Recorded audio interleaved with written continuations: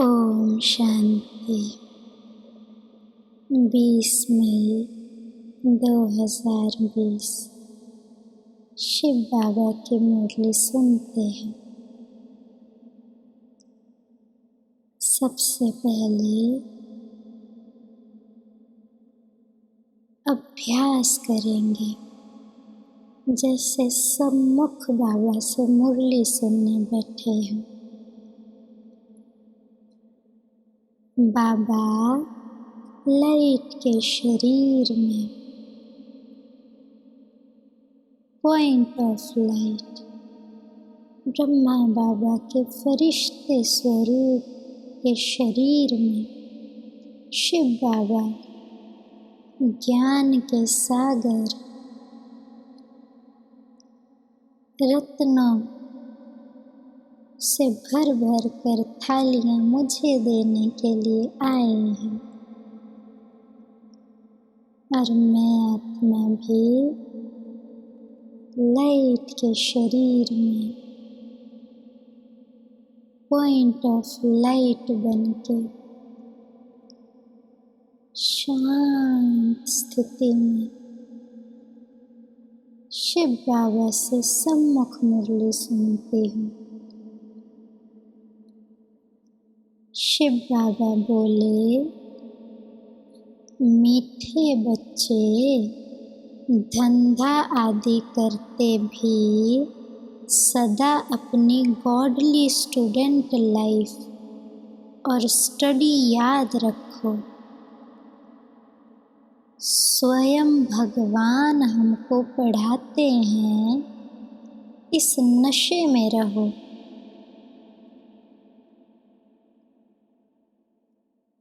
बाबा अपने प्यारे रूहानी बच्चे को नशा चढ़ाते हैं और नशा सदा रहे उसकी युक्ति बताते हैं। हे आत्मा, चाहे कुछ भी कर्म करो, धंधा धोरी करो, ये स्मृति में रखो, गॉडली स्टूडेंट हूँ। अपनी स्टडी याद रखो और ये याद रखो कि भगवान मुझे पढ़ाते हैं और इस नशे में रहो। प्रश्न है, जिन बच्चों को ज्ञान अमृत हजम करना आता है, उनकी निशानी क्या होगी? उत्तर, उन्हें सदा रूहानी नशा चढ़ा रहेगा और उस नशे के आधार पर सबका कल्याण करते रहेंगे। कल्याण करने के सिवाय दूसरी कोई बात करना भी उन्हें अच्छा नहीं लगेगा। कांटों को फूल बनाने की ही सेवा में बिजी रहेंगे।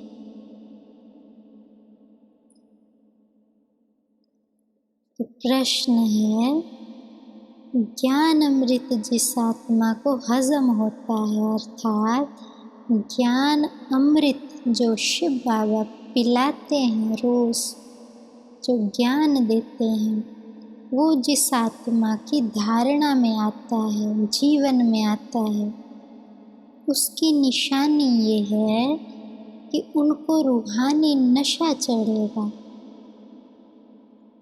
खुमारी चढ़ेगी, खुशी चढ़ेगी और उस खुशी में सभी का कल्याण करते रहेंगे।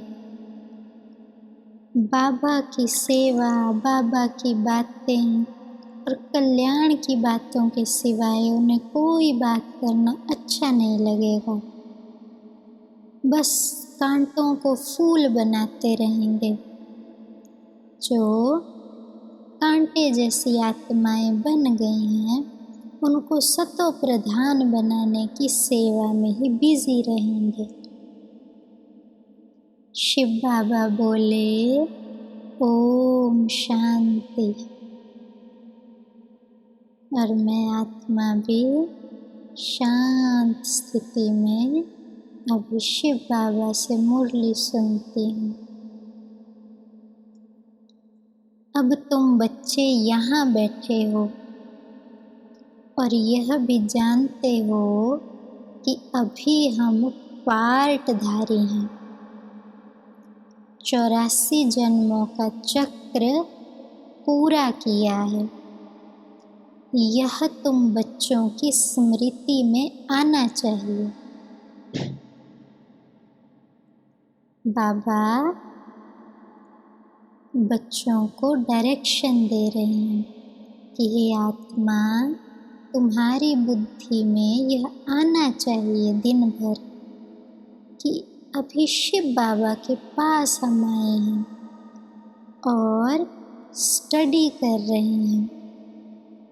और दूसरा 84 का चक्र भी हमने पूरा किया है, तो ये स्मृति में आना चाहिए।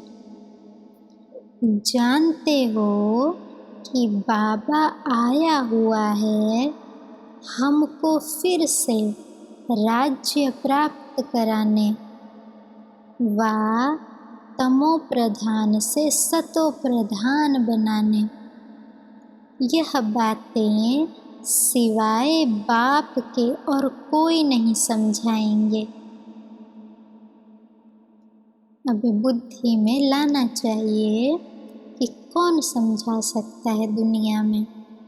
अगर किसी में शक्ति होती तो समझा चुका होता कोई अभी तक और आत्माओं का कल्याण हो गया होता, परंतु ऐसा तो नहीं हुआ क्योंकि सभी देह अभिमान में आते हैं।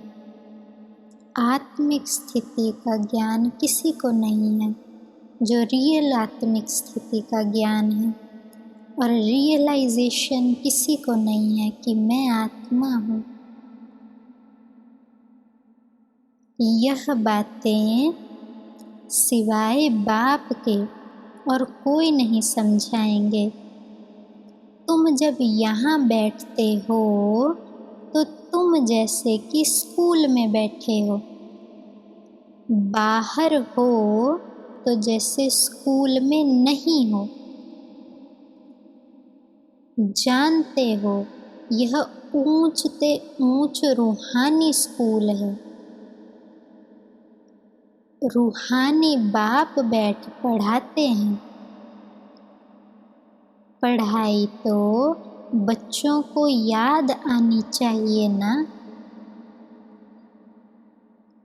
जब शिव बाबा के पास बैठे हैं तो शिव बाबा से मुरली सुन रहे हैं, तो जैसे स्कूल में बैठे हैं।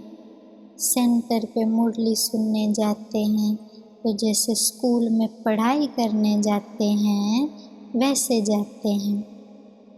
और फिर जब वहाँ से बाहर दुनिया में आते हैं, घर में आते हैं, धंधे पे जाते हैं, तो जैसे स्कूल में नहीं है तो बाहर हैं। बुद्धि से जानते हो यह ऊंच से ऊंच रूहानी स्कूल है। दुनिया में ऊंच से ऊंच शारीरिक पढ़ाई के स्कूल होते हैं। सारे ही शरीर की पढ़ाइयाँ हैं ना। शरीर के निर्वाह अर्थ हैं पढ़ाई। आत्मा की उन्नति के लिए कोई स्कूल नहीं है। तो ऊंच से ऊंच रूहानी स्कूल है ये। रूहानी बाप बैठ पढ़ाते हैं। पढ़ाई तो बच्चों को याद आनी चाहिए ना। यह ब्रह्मा भी बच्चा ठहरा। इनको अथवा सभी को सिखलाने वाला वह बाप है। सब मनुष्य मात्र की आत्माओं का बाप वह है। वह आकर शरीर का लोन लेकर तुमको समझा रही हैं। रोज समझाते हैं। यहाँ जब बैठते हो तो बुद्धि में स्मृति रहनी चाहिए कि हमने 84 जन्म लिए हैं। हम विश्व के मालिक थे देवी देवता थे, फिर पुनर्जन्म लेते लेते आकर पट पड़े हैं, नीचे आ पड़े हैं। भारत कितना सॉल्वेंट था, सारी स्मृति आई है, भारत की ही कहानी है और साथ साथ अपनी भी है।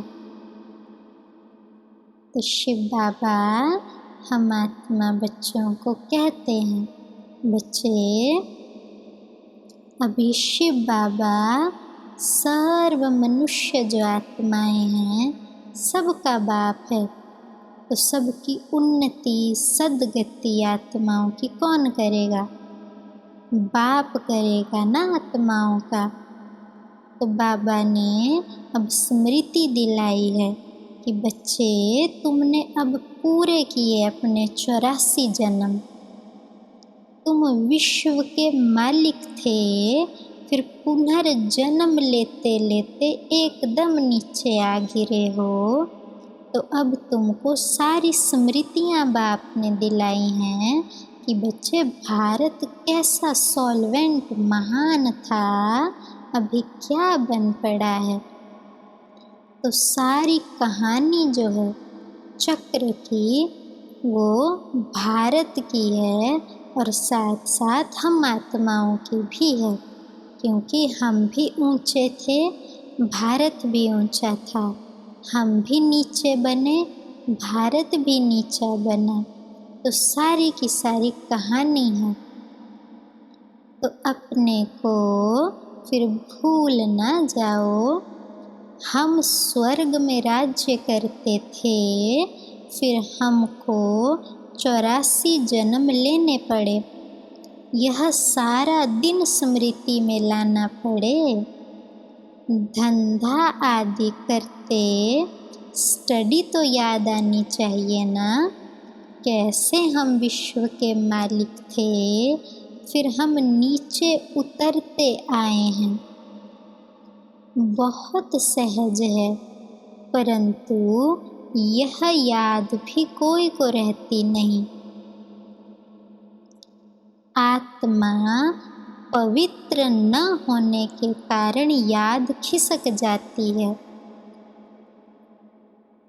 तो बाबा ये गुह्य राज स्पष्ट करते हैं कि बच्चे अगर आत्मा पवित्र नहीं है, माना देह अभिमान में है, तो बार बार ये बुद्धि से निकल जाता है और क्या याद आती है? देह की दुनिया, शरीरों के संबंध, शरीरों के कार्य व्यवहार, शारीरिक रूप के जो भी कर्म बंधन है उसकी चिंताएं, ममता।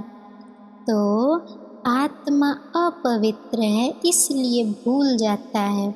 तो अभी जितना जितना बाप की याद से आत्मा पवित्र बनेगी, उतना ये सब बातें बुद्धि में ठहरने लगेंगी। तो बाबा कहते बच्चे आत्मा पवित्र न होने के कारण याद खिसक जाती है। हमको भगवान पढ़ाते हैं, यह याद खिसक जाती है। हम बाबा के स्टूडेंट हैं, बाबा कहते रहते हैं याद की यात्रा पर रहो। बाप हमको पढ़ाकर यह लक्ष्मी नारायण बना रहे हैं। सारा दिन यह स्मृति आनी चाहिए, आती रहे। बाप ही स्मृति दिलाते हैं, यही भारत था ना। हम सो देवी देवता थे, सो अब असुर बन पड़े हैं। पहले तुम्हारी बुद्धि आसुरी थी, अब बाप ने ईश्वरीय बुद्धि दी है, परंतु फिर भी कोई कोई की बुद्धि में बैठता नहीं है, भूल जाते हैं। तो बाबा अभी बच्चे आत्मा को स्पष्ट कर रहे हैं, बच्चे अभी तुम्हें ईश्वरीय बुद्धि मिली है कि तुम कौन थे, अभी क्या बने हो, अभी फिर क्या बन रहे हो फिर से। तो अभी ये सब स्मृतियाँ ही बुद्धि में चलानी हैं। बाकी बाबा कहते फिर भी बच्चे भूल जाते हैं। बाप कितना नशा चढ़ाते हैं, तुम फिर से देवता बनते हो तो वह नशा रहना चाहिए ना। हम अपना राज्य ले रहे हैं वापस, हम अपना राज्य करेंगे स्वर्ग में। कोई को तो बिल्कुल नशा नहीं रहता, ज्ञान अमृत हजम ही नहीं होता, क्योंकि अगर ज्ञान अमृत हजम हो, जैसे बाबा ने कहा कि बच्चे तुम विश्व के मालिक बन रहे हो, हम अपना राज्य फिर से ले रहे हैं, तो कितना अंदर में नशा चढ़ जाना चाहिए। तो जैसे ज्ञान की पॉइंट अंदर दिल तक चली गई, तो जैसे हजम हो गई, तो बाबा कहते हम अपना राज्य करेंगे। कोई को तो बिल्कुल नशा नहीं चढ़ता, ज्ञान अमृत हजम नहीं होता। तो अभी हमें ज्ञान अमृत हजम करने के लिए बाबा शिक्षा दे रहे हैं कि बच्चे, जो बाबा रोज़ आपको स्मृति दिलाते हैं कि आत्मा आप कौन थे, आप कितने महान देवता थे, अभी पुनर्जन्म लेते लेते एकदम नीचे गिरे हो। जैसे समझो ये तो निश्चय है ना कि भारत सोने की चिड़िया थी, है ना। अभी आज देखो भारत क्या है,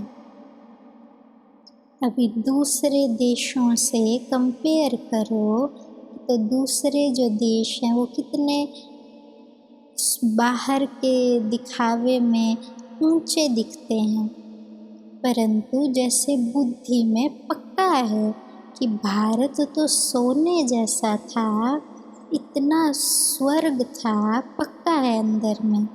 तो अभी अपने को भी ऐसा समझना है कि अभी जो बाहर के सभी मनुष्य हैं, ऊंचे ऊंचे पोजीशन पर हैं, बाहर से महान दिखाई देते हैं, चाहे साधु संत है, कोई सीएम है, कोई प्राइम मिनिस्टर है, परंतु बच्चे ये बाहर बाहर से अभी हैं कलयुग के अंत में।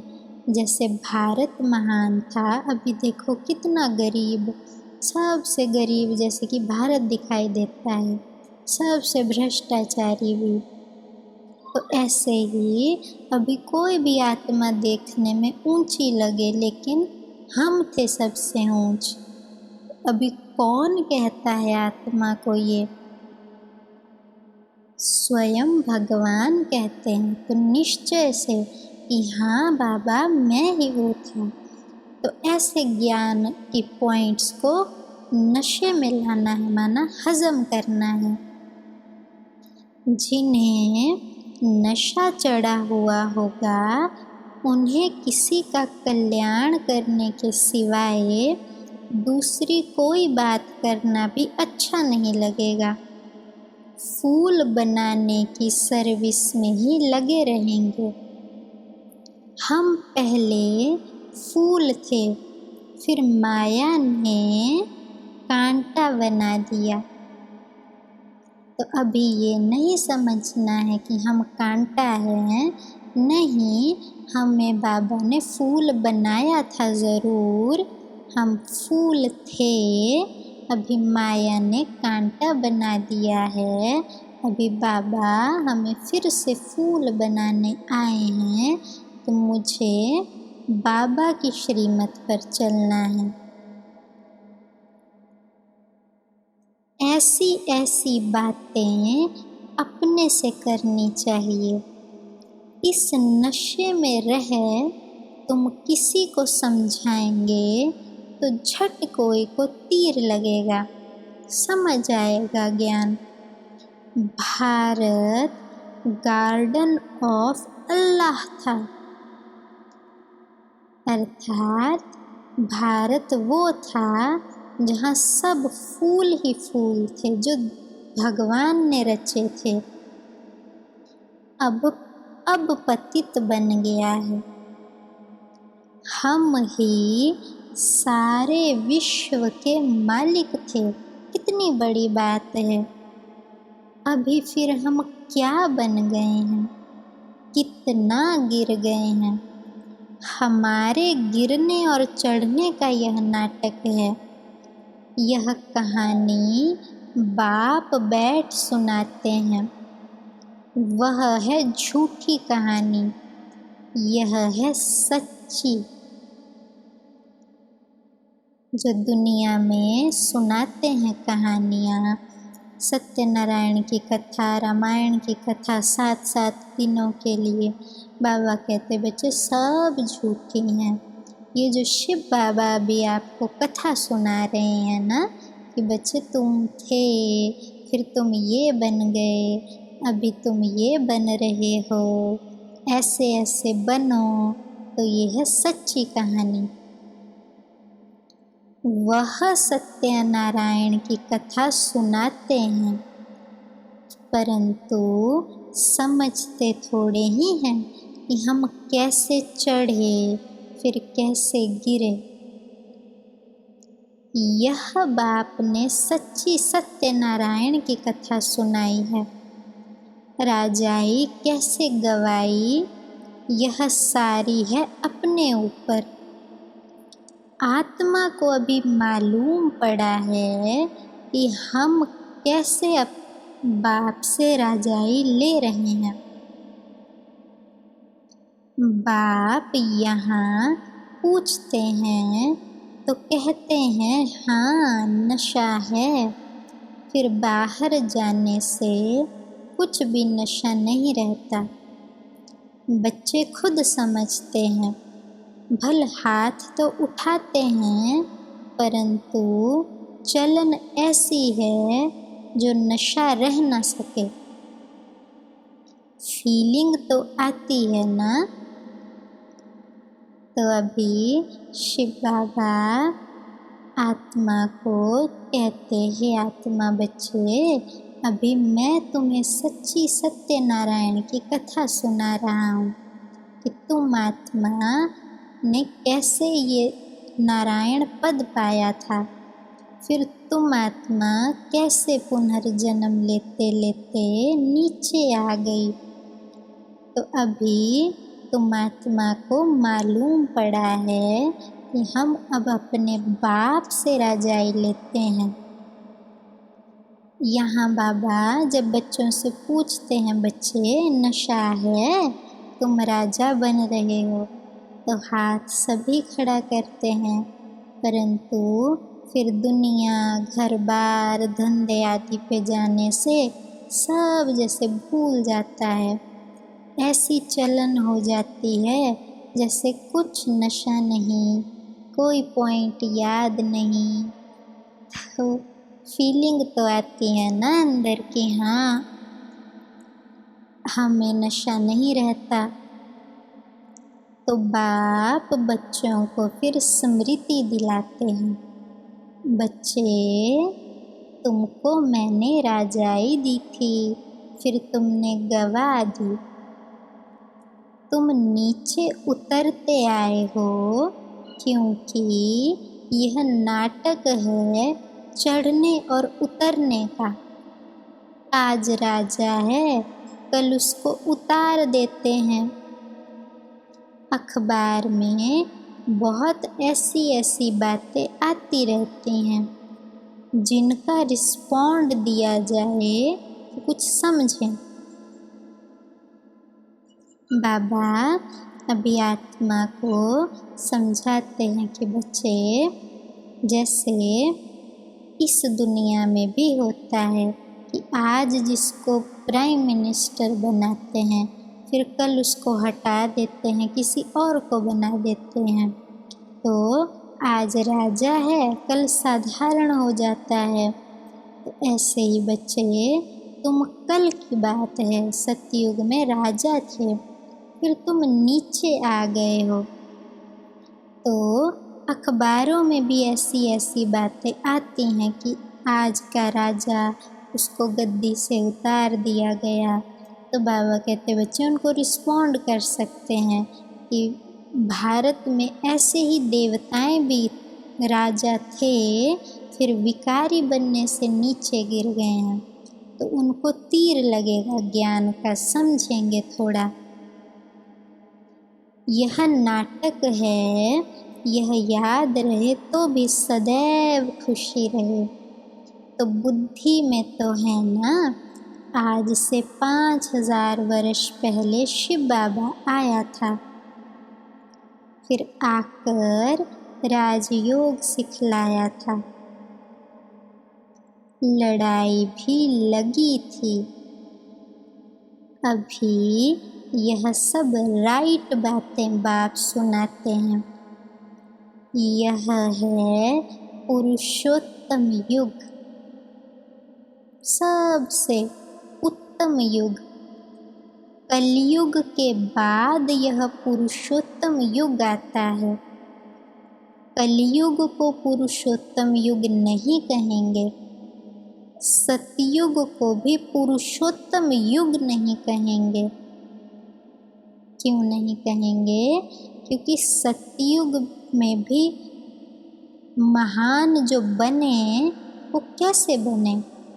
जब पढ़ाई पढ़ी तब बने इतना ऊंच, और सतयुग के बाद तो फिर धीरे धीरे नीचे उतरना शुरू हो जाते हैं। तो चढ़ती कला है ही केवल संगम युग पर, जब कलयुग परिवर्तन होके सतयुग में बदलता है। तो बाबा कहते बच्चे, कलयुग के बाद यह पुरुषोत्तम युग आता है। कलयुग को पुरुषोत्तम युग नहीं कहेंगे, सतयुग को भी नहीं कहेंगे। आसुरी संप्रदाय और दैवीय संप्रदाय कहते हैं, तो उनके बीच का है यह संगम युग। जबकि पुरानी दुनिया से नई दुनिया बनती है, नई से नई दुनिया से पुरानी दुनिया होने में सारा चक्र लग जाता है ना। सतयुग से कलयुग तक गिरते गिरते गिरते आने में कितना पूरा टाइम लगता है, 5000 वर्ष। और फिर कलयुग से सतयुग आने में कितना थोड़ा सा समय लगता है। तो नई दुनिया से पुरानी दुनिया होने में सारा चक्र लग जाता है। अभी है संगम युग। सतयुग में देवी देवताओं का राज्य था, अब कलयुग में वह है नहीं। बाकी अनेक धर्म आ गए हैं, यह तुम्हारी बुद्धि में रहता है। बहुत हैं जो 6-8 मास 12 मास पढ़कर फिर गिर जाते हैं, फेल हो पड़ते हैं। भले पवित्र बनते हैं, परंतु पढ़ाई नहीं करते तो फंस पड़ते हैं। सिर्फ पवित्रता भी काम नहीं आती है। ऐसे बहुत सन्यासी भी हैं, वह सन्यास धर्म छोड़ जाकर गृहस्थी बन जाते हैं, शादी आदि कर लेते हैं। तो बाबा आत्मा को सावधानी दे रहे हैं, बच्चे मंजिल तक पहुँचते पहुँचते पढ़ाई नहीं छोड़नी है। बच्चे जो सन्यास धर्म में भी होते हैं, पहले अच्छा लगता है तो घर छोड़ के सन्यासी बन जाते हैं, फिर पढ़ाई नहीं करते अच्छे से तो आकर्षित हो जाते हैं, फिर जाकर शादी करते हैं, गृहस्थी बन जाते हैं, छोड़ देते हैं।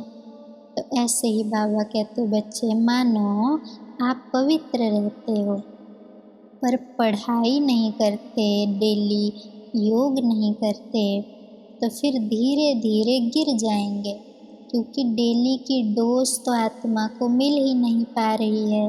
तो आत्मा ना आगे बढ़ पाएगी ना पीछे, तो फिर मन को तो चाहिए कुछ ना कुछ रस, तो फिर बाबा से नहीं तो दुनिया से लेगा। तो ऐसे बाबा कहते बच्चे पवित्रता भी चाहिए और फिर पढ़ाई भी निरंतर चाहिए। तो अब बाप बच्चों को समझाते हैं, तुम स्कूल में बैठे हो, यह स्मृति में है, हमने अपनी राजाई कैसे गवाई, कितने जन्म लिए। अब फिर बाप कहते हैं विश्व के मालिक बनो, अब पावन ज़रूर बनना है, जितना जास्ती याद करेंगे उतना पवित्र होते जाएंगे, क्योंकि सोने में खाद पड़ती है वह कैसे निकले। बाबा हम आत्माओं को स्पष्ट करते हैं बच्चे, अभी तुम्हारी स्मृति में आ गया है ना कि कैसे राजाई ली थी, फिर कैसे गवाई, तो अभी पावन ज़रूर बनो। तो जितना ज़्यादा याद में रहेंगे उतना ज़्यादा पाप खत्म होंगे। जैसे गोल्ड होता है तो गोल्ड में थोड़ा थोड़ा खाद ऐड कर देते हैं, 24 कैरेट को 22 कैरेट बना देते हैं, क्योंकि उसमें थोड़ा मिक्स कर देते हैं चांदी कॉपर। तो बाबा कहते अभी तुम 24 कैरेट थे जैसे कि, फिर तुम में विकारों की अलाएँ पड़ती गई, फिर एकदम नीचे गिर गए।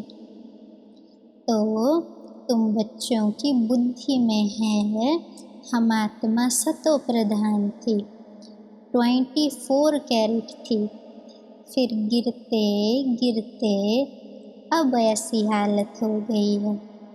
अभी हम क्या बन गए हैं।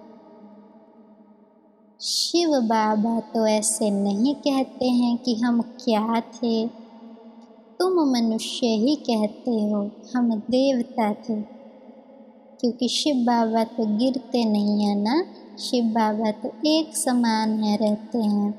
तो बाबा थोड़े ही कहेंगे कि हम ऐसे थे फिर ऐसे बने, नहीं, तुम कहते हो कि हम देवता थे फिर ऐसे बने हैं। तो बाबा कहते हैं बच्चे भारत की महिमा तो है ना, भारत में कौन आते हैं, क्या ज्ञान देते हैं, यह कोई नहीं जानते। यह तो पता होना चाहिए ना कि लिबरेटर कब आते हैं। भारत प्राचीन गाया जाता है तो ज़रूर भारत में ही रीइनकॉर्नेशन होता होगा, अथवा जयंती भी भारत में ही मनाते हैं, तो ज़रूर फादर यहाँ आता है। शिव बाबा आत्मा बच्चे को कहते बच्चे देखो भारत की महिमा सब देशों से महान है, भारत को ही देवी देवताओं की दुनिया कहा जाता है, भारत को ही सोने की चिड़िया कहा जाता है, बहुत महिमा है भारत की। परंतु भारत में कौन आते हैं, क्या ज्ञान देते हैं, यह कोई नहीं जानता। क्यों नहीं जानते? क्योंकि गीता में लिख दिया कृष्ण भगवान है। तो अब शिव निराकार परमात्मा आकर सभी आत्माओं को क्या ज्ञान देते हैं, ये तो कोई समझ ही नहीं पाते हैं फिर। क्योंकि सभी धर्मों में यही माना जाता है कि भगवान निराकार है। तो गीता में लिख दिया कि भगवान निराकार नहीं है, भगवान कृष्ण है और सर्वव्यापी है। तो फिर कोई भी धर्म जैसे मान नहीं सकता कि हाँ भगवान आया था और देवी देवता धर्म स्थापन किया था। तो बाबा कहते यह पता नहीं कि कौन ज्ञान आकर देते हैं। यह तो पता होना चाहिए ना कि लिबरेटर कब आते हैं। क्योंकि जब आत्मा कलयुग में है, समझते भी हैं कि हम कलयुग में हैं, परंतु ये नहीं समझते कि लिबरेटर कब आता है, कब हमें इस दुनिया से, पुरानी दुनिया से लिबरेट करेंगे। अच्छा, तो भारत प्राचीन गाया जाता है, सभी देशों में प्राचीन भारत को ही कहा जाता है। तो ज़रूर भारत में ही री-इनकारनेशन होता होगा। अगर भारत सबसे प्राचीन है तो ज़रूर पुनर्जन्म भी भारत में ही देवताएं लेते रहते होंगे, है ना। या ये कहो कि शिव का जो जन्म है या अवतरण है वो भी भारत में ही होता होगा। क्योंकि भारत अगर प्राचीन है तो ज़रूर अविनाशी खंड है, और जो खंड हैं वो तो विनाश होते हैं, फिर बनते हैं, परंतु भारत अविनाशी है। तो ज़रूर भारत में ही री-इनकारनेशन होता होगा, अथवा जयंती, शिव जयंती या शिव अवतरण भारत में ही मनाते हैं। तो ज़रूर फादर यहाँ आते हैं। कहते भी हैं भागीरथ, भागीरथ अर्थात भाग्यशाली रथ। अब भाग्यशाली रथ वो जिसमें भगवान आते हैं। तो मनुष्य के शरीर में आया होगा ना, फिर घोड़े गाड़ी भी दिखाई है, तो कितना फर्क है, दिखाई है ना कि कृष्ण अर्जुन की घोड़े गाड़ी चलाता था, उसको समझाता था ऐसे ऐसे युद्ध करो। तो बाबा कहते बच्चे अभी कितना फ़र्क पड़ गया। कहाँ शरीर की बात थी कि शरीर रूपी कर्मेंद्रियों को भगवान ने आके लोन लिया, उसको चलाया और उस शरीर में जो आत्मा थी उसको भी ज्ञान दिया, उसको भी महान बनाया। और कहाँ फिर घोड़े गाड़ी दिखा दी है, कृष्ण और रथ दिखाया है ना। मेरा किसी को पता ही नहीं है। अभी तुम समझते हो शिव बाबा इस ब्रह्मा के शरीर यानी रथ पर आते हैं, तो इनको ही भाग्यशाली रथ कहा जाता है। ब्रह्मा सो विष्णु चित्र में कितना क्लियर है। त्रिमूर्ति के ऊपर शिव, यह शिव का परिचय किसने दिया? बाबा ने ही बनवाया है ना। तो बाबा समझा रहे बच्चे, ब्रह्मा ही विष्णु बनता है, क्योंकि अभी ब्रह्मा की जो आत्मा है वो पढ़ाई पढ़ रही है। तो फिर सतयुग में कृष्ण बनेंगे छोटा बच्चा, और जब बड़ा बनेंगे तो फिर उनका नाम नारायण होगा या विष्णु कहेंगे उनको। तो ब्रह्मा ही विष्णु बनते हैं, और फिर विष्णु ही जन्म लेते लेते लेते जब एकदम अंतिम जन्म में होते हैं और शिव जब उनके तन में प्रवेश करते हैं तो उनका नाम ब्रह्मा रखते हैं। तो अभी ब्रह्मा से विष्णु विष्णु से ब्रह्मा बनते हैं। चित्र में कितना क्लियर करके समझाया है। त्रिमूर्ति का जो चित्र है, ब्रह्मा विष्णु शंकर और ऊपर में शिव बाबा, तो त्रिमूर्ति के ऊपर शिव, तो यह शिव का परिचय किसने दिया? क्योंकि भक्ति मार्ग में तो ऐसा चित्र नहीं होता कि ब्रह्मा विष्णु शंकर उनके ऊपर शिव। तो ये जो शिव है इसका परिचय किसने दिया? तो बाबा ने ही बनवाया ना। तो अर्थात शिव बाबा ने ही ज्ञान दिया ना। अभी तुम समझते हो। अच्छा, अभी तुम समझते हो बाबा इस रथ में, ब्रह्मा के रथ में आए हैं। ब्रह्मा सो विष्णु, विष्णु सो ब्रह्मा, यह भी बच्चों को समझाया है।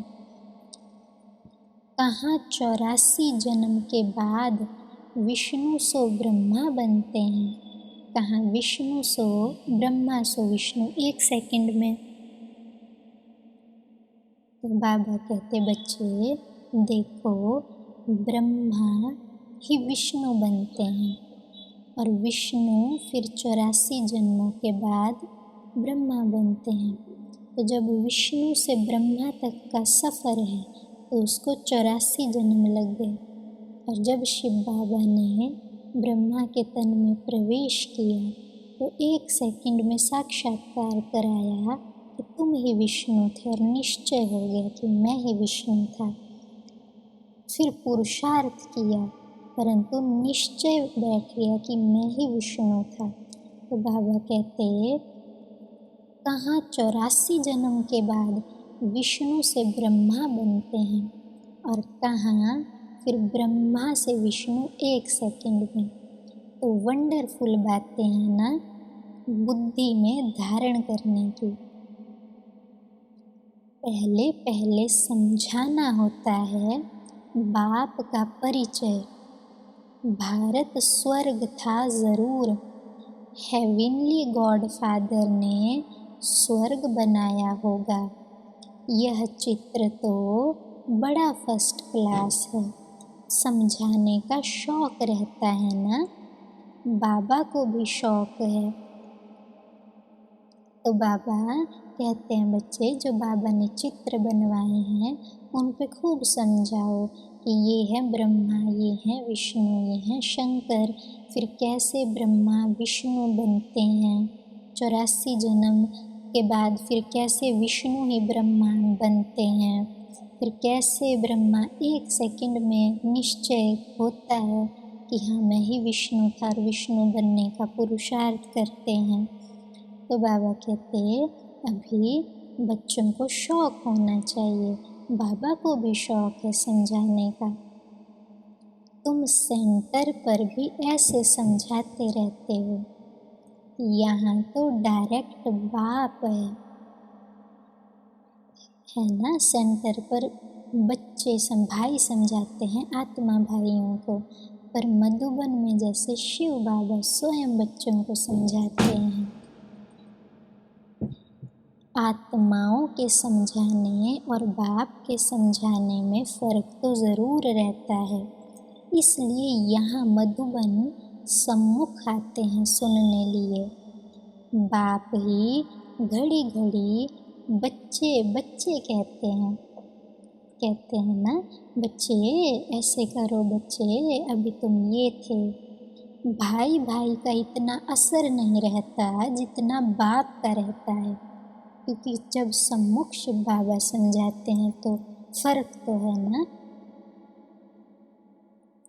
तो बाबा कहते यहाँ तुम बाप के सम्मुख बैठे हो, आत्माएं और परमात्मा मिलते हैं तो इसको मेला कहा जाता है। बाप सम्मुख बैठ समझाते हैं तो बहुत नशा चढ़ता है। समझते हैं बेहद का बाप कहते हैं हम उनका नहीं मानेंगे। तो बाबा स्पष्ट करते हैं जब बाबा के सम्मुख बैठते हैं तो अंदर में दिल में होता है, अरे ये तो शिव बाबा है, हम इनका नहीं मानेंगे तो किसका मानेंगे।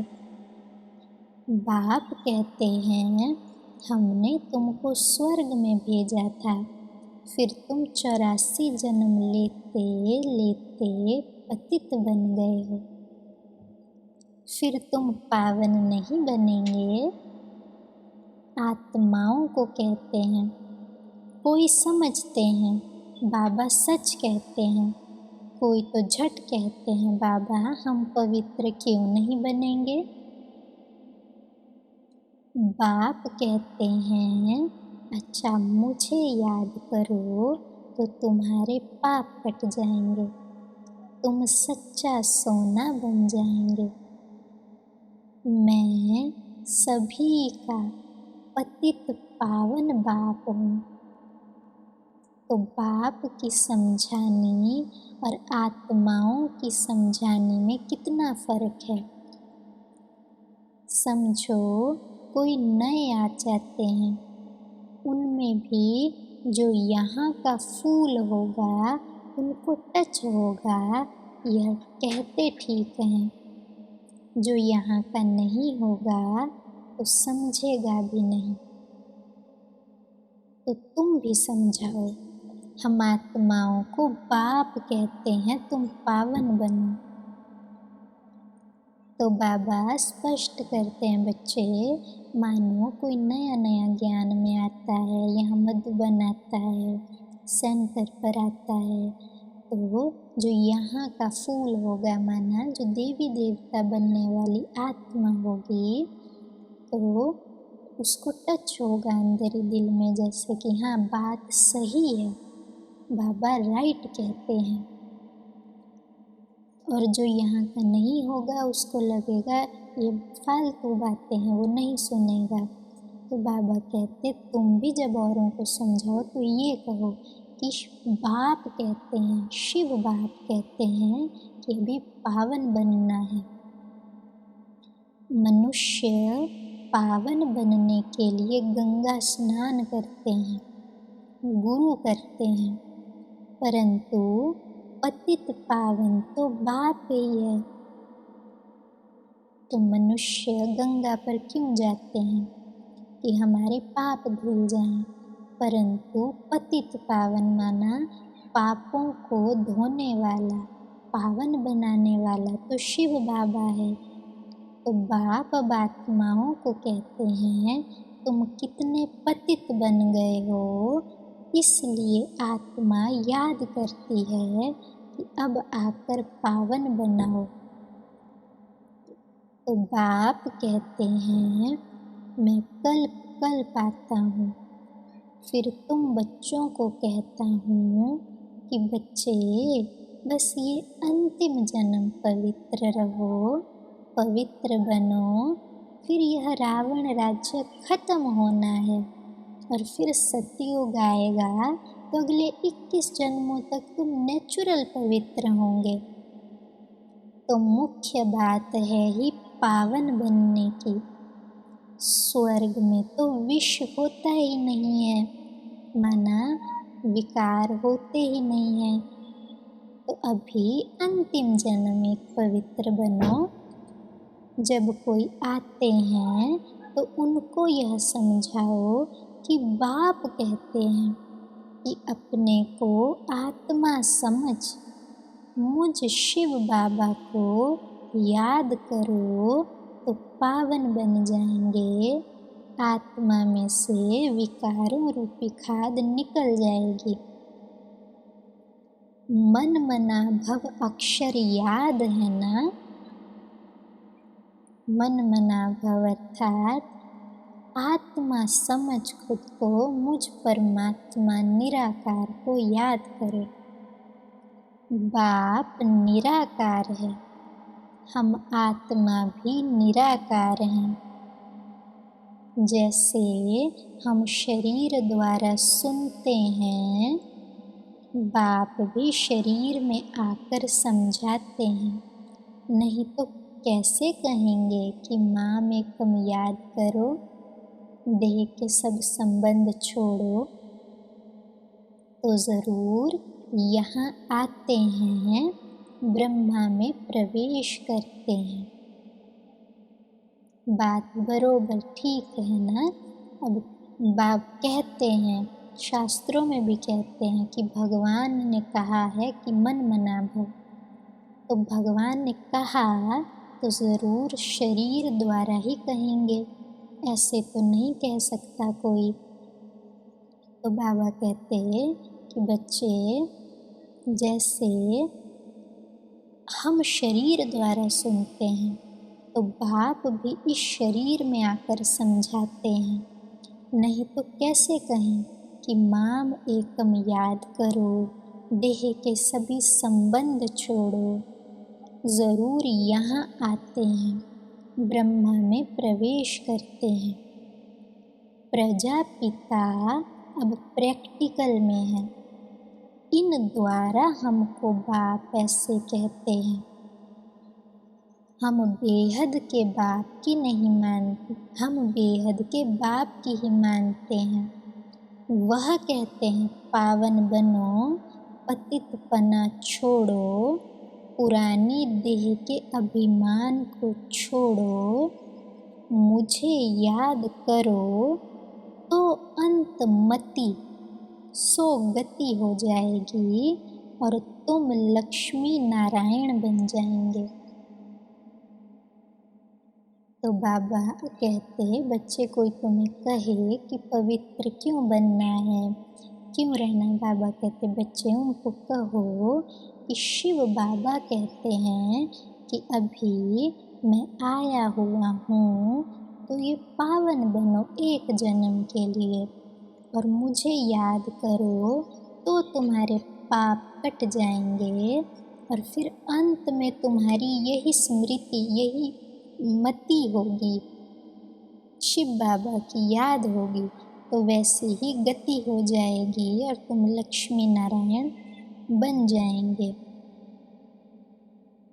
बाप से बेमुख करने वाला मुख्य अवगुण है दूसरों का परचिंतन करना, इविल बातें सुनना और सुनाना। बाप का डायरेक्शन है, तुम्हें इविल बातें सुननी नहीं है, इनकी बात उनको, उनकी बात इनको सुनाना, यह धूतीपना तुम बच्चों में नहीं होना चाहिए।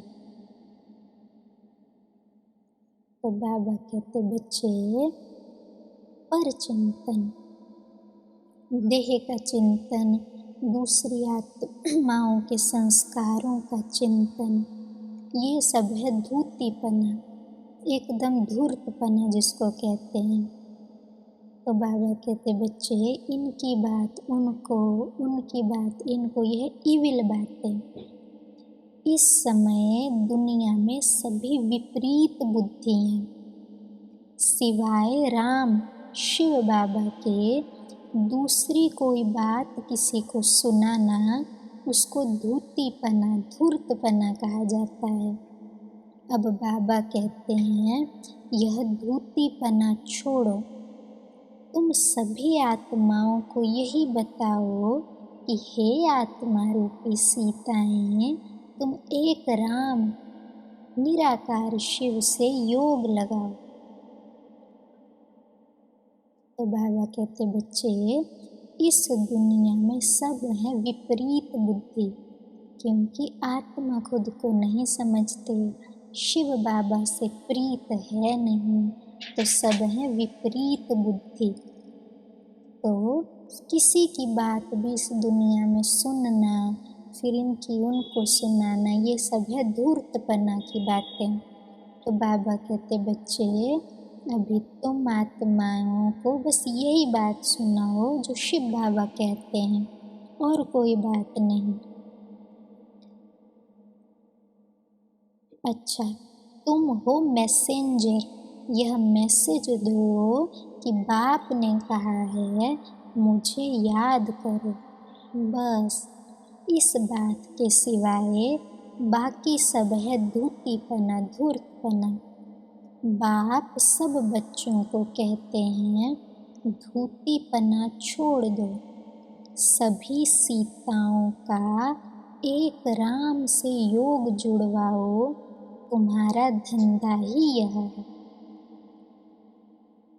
तो अभी आत्मा जैसे कि रावण 5 विकारों की कैद में है, छूटना चाहते भी नहीं छूट सकते। चाहते हैं कि हम क्रोध छोड़ें, लोभ छोड़ें, पर छूट ही नहीं सकता क्योंकि रावण के वश में है, जैसे कि विकारों के वश में। तो बाबा कहते बच्चे सभी सीताओं को यही मैसेज दो कि अभी राम शिव बाबा आए हैं, अपने को आत्मा समझ उस परमात्मा को याद करो तो तुम्हारा विकर्म पाप हल्के होंगे। बस यह पैगाम देते जाओ। बाप आया हुआ है, कहते हैं तुमको गोल्डन एज सतयुग में जाना है। अब इस आयरन एज कलयुग को छोड़ना है। तुमको वनवाह मिला हुआ है, जंगल में बैठे हो ना। वन जंगल को कहा जाता है। कन्या की जब शादी होती है तो पहले वन में बैठती है, फिर महल में जाती है। तो तुम भी जंगल में बैठे हो, अब ससुर घर जाना है तो इस पुरानी देह को छोड़ना है। तो एक बाप को याद करो। तो शिव बाबा कहते बच्चे जैसे कन्या की इस दुनिया में भी लौकिक रीति शादी होती है तो वनवाह में बैठती है, पुराने कपड़े पहनती है। वनवाह जैसे इसी को कहते हैं, पुराने कपड़े बैठती है, किसी पुराने से घर में उसको रख देते हैं, धरती पे सोती है, एक रस्म है। परंतु वास्तव में वनवाह है तुम बच्चों को। अभी जाना हमने कितने बड़े स्वर्ग में है, परंतु अभी कितने साधारण बैठे हैं। और बाबा जब मधुबन में बच्चों को लाए थे तो मधुबन पहले जंगल था, तो भी बाबा कहते बच्चे जैसे कि तुम जंगल में बैठे हो, वनवाह में बैठे हो, अभी तुम्हारी सगाई शिव बाबा से हुई है और फिर बाबा तुमको ससुर घर स्वर्ग भेज देंगे। तो जिनकी विनाश काले प्रीत बुद्धि है वह तो महल में जाएंगे, बाकी विपरीत का है वनवास, जंगल में है वास। तो 2 तरह के वनवास बाबा कहते हैं। एक तो है जब शादी होती है किसी की, थोड़े दिन के लिए वो जंगल में बैठते हैं और फिर स्वर्ग में जाते हैं।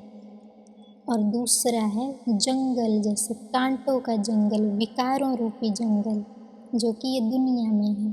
तो जिनकी प्रीत बुद्धि है शिव बाबा से वो जाएंगे स्वर्ग में, बाकी सब तो जंगल में ही बैठे हैं, स्वर्ग में भी नहीं जाएंगे।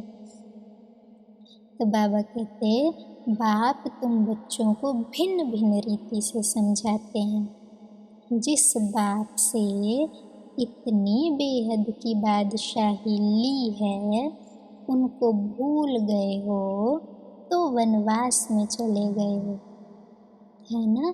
शिव बाबा से राजाई ली थी, फिर ये भूल गए तो स्वर्ग से हम कहाँ आ गए, कांटों के जंगल में, विकारों के जंगल में। अच्छा, वनवास और गार्डनवास 2 बातें हैं। एक है वनवास, एक है गार्डनवास। वनवास वन में वास करना, गार्डनवास गार्डन में वास माना रहना। तो बाप का नाम ही है बागवान और स्वर्ग को कहते हैं अल्लाह का गार्डन।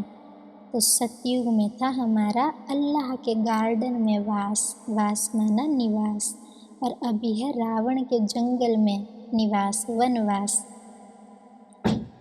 परंतु अभी जब से शिव बाबा आए हैं तो हम रावण के वनवास से छूट के जैसे शिव बाबा के पास ही बैठे हैं, पर फिर भी जैसे सब चीज़ों का त्याग किया हुआ है।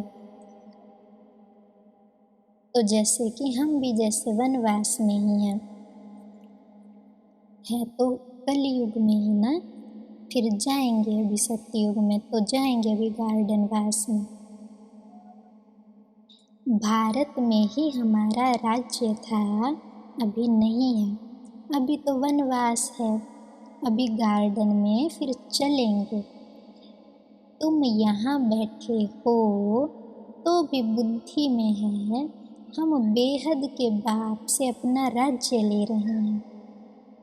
बाप कहते हैं मेरे साथ प्रीत रखो, फिर भी भूल जाते हैं, तो बाप उल्लाहना देते हैं। जैसे बच्चे कहते हैं ना, बाबा आप क्यों नहीं करते, तो बाबा भी कहते, तो इसको कहा जाता है उल्लाहना देना। तुम मुझ बाप को कहाँ तक भूलते रहेंगे, फिर गोल्डन एज में कैसे जाएंगे। तो अपने से पूछो, हम कितना समय बाबा को याद करते हैं। हम जैसे कि याद की अग्नि में पड़े हुए हैं, जिससे विकर्म विनाश होते हैं। एक बाप से ही प्रीत बुद्धि होना है। सबसे फर्स्ट क्लास माशूक है जो तुमको फर्स्ट क्लास बनाते हैं। कहाँ थर्ड क्लास में बकरियों मिसल ट्रैवल करना, कहाँ एयर कंडीशन में, कितना फ़र्क है। तो यह सब विचार सागर मंथन करना है, तुमको मज़ा आएगा। बात तो सही है ना। कहाँ फर्स्ट क्लास, जैसे एग्जाम्पल है ट्रेन में ट्रैवल करना, कहाँ फर्स्ट क्लास में ट्रैवल करना, कहाँ जनरल में बकरियों जैसे। तो ऐसे बाबा कहते कहाँ शिव बाबा से प्यार करना और कहाँ दुनिया के बकरियों से प्यार करना। है तो सब बकरियाँ, क्योंकि बकरी क्यों कहा जाता है, क्योंकि सब मैं करते हैं। तो ऐसे ही दुनिया में भी सब मैं ही करते हैं, मैं अभिमान ध्येय का। अच्छा, यह बाबा भी कहते हैं, ब्रह्मा बाबा भी कहते हैं, मैं बाबा शिव बाबा को याद करने के लिए कितना माथा मारता हूँ, सारा दिन यही ख्यालात चलती रहती है। तो तुम बच्चों को भी यही मेहनत करनी है। अच्छा, मीठे मीठे सिकिल दे बच्चों प्रति मात पिता बाप दादा का याद प्यार और गुड मॉर्निंग। रूहानी बाप की रूहानी बच्चों को नमस्ते। धारणा के लिए मुख्य सार है, किसी को भी एक राम शिव बाप की बातों के सिवाय दूसरी कोई बातें नहीं सुनानी है। एक की ही बात दूसरे को सुनाना, एक की बात दूसरे को सुनाना, परचिंतन करना, यह धूतीपना है, इसे छोड़ देना है। एक बाप के साथ प्रीत रखनी है, पुरानी दुनिया का अभिमान छोड़ बाप की याद से स्वयं को पावन बनाना है। अभी वरदान है, अलौकिक नशे की अनुभूति द्वारा निश्चय का प्रमाण देने वाले सदा विजयी भव। अलौकिक नशा, रूहानी नशा निश्चय का दर्पण है, निश्चय का प्रमाण है नशा, और नशे का प्रमाण है खुशी। जो सदा खुशी और नशे में रहते हैं, उनके सामने माया की कोई भी चाल चल नहीं सकती। बेफिक्र बादशाह की बादशाही के अंदर माया आ नहीं सकती। अलौकिक नशा सहज ही पुराने संस्कार व पुराने संसार को भुला देता है। इसलिए सदा आत्मिक स्वरूप के नशे में, अलौकिक जीवन के नशे में, फरिश्तेपन के नशे में या भविष्य के नशे में रहो तो विजयी बन जाएंगे। तो बाबा कहते हैं बच्चे, अलौकिक जो आत्मिक नशा है कि मैं आत्मा हूँ, जैसे दुनिया में नशा होता है कि मैं फलाना हूँ, मैं फलानी पोजीशन पर हूँ, मैं सीएम हूँ, मैं पीएम हूँ, ऐसे अलौकिक नशा, मैं फरिश्ता बनने वाली आत्मा हूँ, मैं देवता बनने वाली आत्मा हूँ, मैं शिव भगवान की संतान हूँ। तो अलौकिक नशा जिसको होगा उसका दर्पण क्या है, अर्थात उसकी निशानी है कि वो नशे में होगा, बहुत रूहानी नशा। और नशे तो है अंदर में, अब बाहर कैसे पता चले इसको रूहानी नशा, वो खुशी में रहेगा सदा। तो जो ऐसी रूहानी खुशी में होता है उसको माया नहीं आती, माया का कोई वार नहीं। तो ऐसा जो अलौकिक नशा रहे तो पुरानी दुनिया की बातें, पुराना संसार स्वतः इसको भूल जाएं और उपराम हो जाएं और विजयी बन जाएं सदा सदा के लिए। मधुर स्लोगन है, मधुरता का गुण ब्राह्मण जीवन की महानता है, इसलिए मधुर बनो और मधुर बनाओ। अच्छा, ओम शांति।